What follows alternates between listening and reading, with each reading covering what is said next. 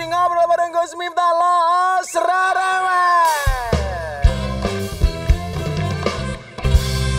Dan masih ditemani preman-preman pensiun kita. Ada abang saya yang gagah, Bang Hercules, dan yang melambai, Komar. Ini Kang Komar nih, punya pertanyaan nih. Dulu kan sempat ngelakuin dosa apa? Kok dengar-dengar sampai pernah membasuh kaki ibu tercinta? Itu ada apa dulu? Kok sampai melakukan itu? Dosanya apa? Kalau itu sudah mulai terasa karena usia kali ya. Saat itu udah, saya di entertain itu 14 tahun sebelum preman pensiun. Jadi setiap ada callingan apa-apa, jadi selalu gagal, selalu batal. Atau 5 episode jalan tapi bungkus gitu. Saya mungkin banyak dosa sama ibu, baik yang diucapkan lewat kata-kata secara langsung ataupun yang istilahnya sengaja atau tidak, itu pasti dilakukan oleh seorang anak kepada ibu. Dan saat itu saya benar-benar merasakan kalau saya ngerasa ini rezeki saya itu benar-benar ditahan sama Allah itu untuk saya, karena memang saya terlalu berlebihan kepada orang tua yang sangat ya, melampaui batas. Akhirnya pada malam itu saya nanya sama abang-abangan, cuci kakinya. Saya kalau berbicara soal ibu, sampai saya karena ibu sudah meninggal, pasti saya akan menangis. Karena kenapa? Saya belum bisa memberikan sesuatu yang terbaik buat ibu, tapi ibu sudah tiada. Apa makna ibu bagi seorang Komar? Sangat besar buat saya. Karena pada dasarnya ketika saya dudukkan di kursi saat itu saya mau berangkat ke Bandung untuk syuting preman pensiun, Bu, saya minta maaf, tolong diberikan jalan saya untuk minta maaf padamu, agar Allah juga bisa memberikan maaf kepada saya. Akhirnya saya cuci kakinya. Saya ngelihat di sini putih-putih di kaki, saya gosokin, Kang Gus, saya habis gosokin. Terus airnya saya minum. Bukan saya meminum kotoran kaki ibu, tapi saya meminum kotoran kalimat kata-kata saya yang pernah menyampaikan sesuatu ke ibu yang kurang berkenan di hatinya. Pernah nggak, ada nggak satu kalimat yang barangkali menurut Kang Komar betul-betul menyakiti ibu yang keluar dari mulut Kang Komar? Ya mungkin itu hanya saya yang bisa tahu, Kang Gus. Tapi sampai pada saat ini saya belum pernah mengucapkan sepatah kata pun ucapan terima kasih kepada ibu ketika dia sudah memberikan sesuatunya kepada saya. Tapi kepada teman, kepada yang ada di depan saya, siapapun yang memberikan rokok sebatang, saya bisa mengucapkan terima kasih. Sementara ibu yang ngasih. Sementara ibu yang mengasih kepada saya setiap hari sang bapak, nggak pernah saya mengucapkan terima kasih itu.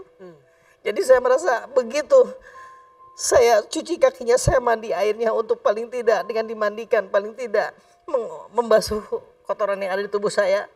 Dan lalu airnya saya pakai wudhu, insya Allah mudah-mudahan saya pakai ibadah. Dan saya berangkat Jungjang Bral Miang, berangkat ke Bandung, sok syuting. Dari situ ternyata ketika Allah memberikan rezeki kepada manusia yang selama ini dijalani sampai usia 45 tahun saya, 45 tahun ketika syuting preman pensiun, belum mendapatkan saya apa-apa. Makanya saya berangkat begitu ke Bandung, ternyata Allah memberikan rezeki kepada saya. Ketika saat karir Kang Komar mulai mau naik, mau menggapai kesuksesan, dan saat itu Allah berkenan memanggil ibu, apa yang Bang Komar waktu itu rasakan? Saya nggak bisa apa-apa, saya udah lunglai, lemas. Artinya putuslah sudah barokah saya, meminta maaf saya kepada orang tua, diselesaikan di situ. Maka saya hanya mengingatkan juga kepada rekan semua yang ada di sini dan penonton TV. Ketika orang tua masih ada, muliakanlah dia, berikanlah dia yang terbaik di sisimu, di depanmu. Karena kalau sudah tidak ada, punya rezeki sebanyak apapun gak bakal sampai kepada orang tua kita, cuma doa yang bisa disampaikan, Kang Gus. Jadi saya artinya menyesal ketika saya usia waktu saya harusnya bisa memberikan yang terbaik buat orang tua, ternyata saya sia-siakan, Kang Gus. Disitulah yang menjadi penyesalan saya. Tapi insya Allah mudah-mudahan apa yang saya lakukan ke depan bisa menjadikan tanggung jawab saya sebagai kepala keluarga untuk anak dan istri saya ke depan, insya Allah. Amin. Nah, barangkali kalau Kang Komar, kalau apa boleh tanya, punya cita apa ini Kang Komar dengan sosok ini? Nah, ini supaya Kang Komar lebih rileks dikit, tak kasih satu foto nih.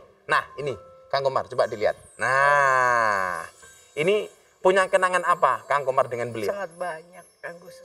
Beliaulah yang saya anggap seorang senior.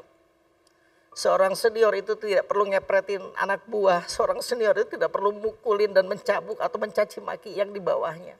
Kalau menganggap itu juniornya, dibinalah dia dengan pemikiran yang baik.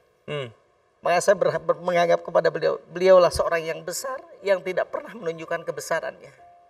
Almarhum Didi Petet ya, Pak Didi Petet ini ya. Ya. Kang Komar, naskah itu bukan untuk dibaca, bukan untuk diapalin, tapi pahami, mengerti, lalu baca. Oke. Pasti akan hafal. Itu dia beliau kepada saya yang disampaikan. Dan ketika saya take syuting, dia pernah menonton saya dikasih tik sama beliau, itu artinya benar-benar diperhatikan gitu. Begitu saya selesai tik, dia angkat jempol. Wah, saya kayak diberikan apa, Gus? Seperti diberikan sesuatu yang sangat besar gitu, Bung. Jadi itu saya melihat ke beliau, ada seorang yang besar yang tidak pernah menunjukkan kebesarannya, Bung. Di dunia film tentunya.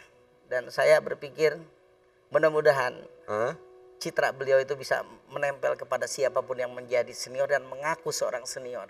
Luar biasa untuk Didi Petet.